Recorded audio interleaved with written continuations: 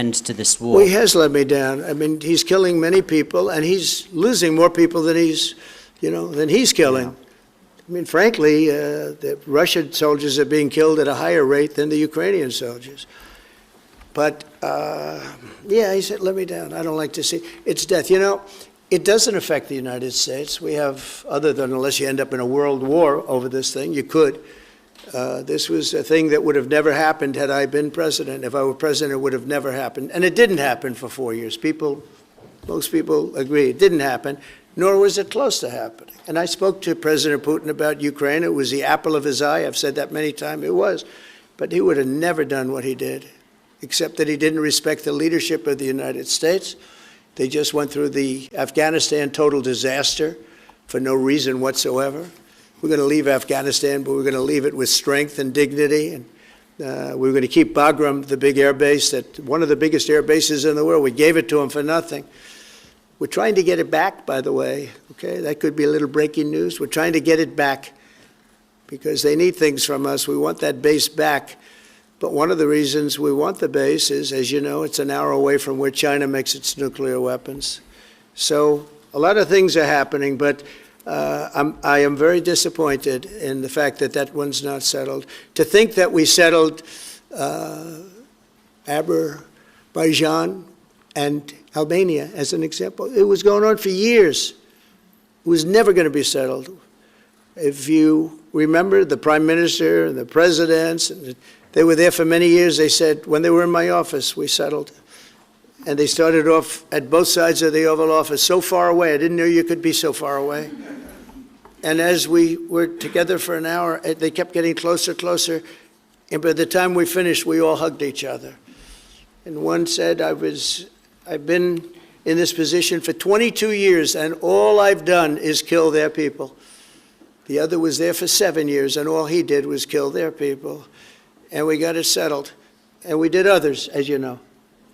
The Congo, we settled the Congo with Rwanda. That was going on, and that was a machete war. That was a gruesome war. Many people, close to 10 million people killed. We got that settled.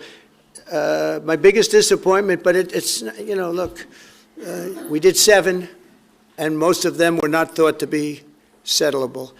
We did India and we did Pakistan. That's 2 nuclear. That was purely for trade. You want to trade with us, you're going to have to get along.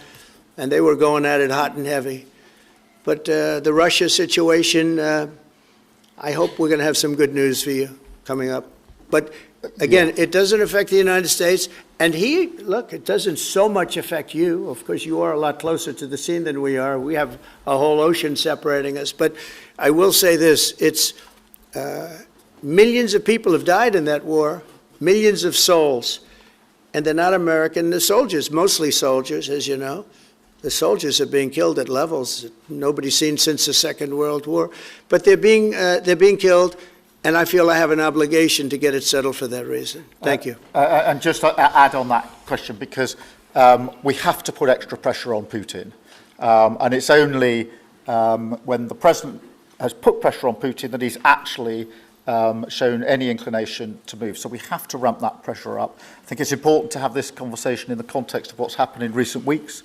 We saw damage and bombing to the British Council in Kyiv. These are targets that it was thought until recently were not targets that would be hit. The British Council, the European Union Embassy, the Council of Ministers, where President Zelensky's ministers work was hit. Again, these were thought to be places that wouldn't be hit.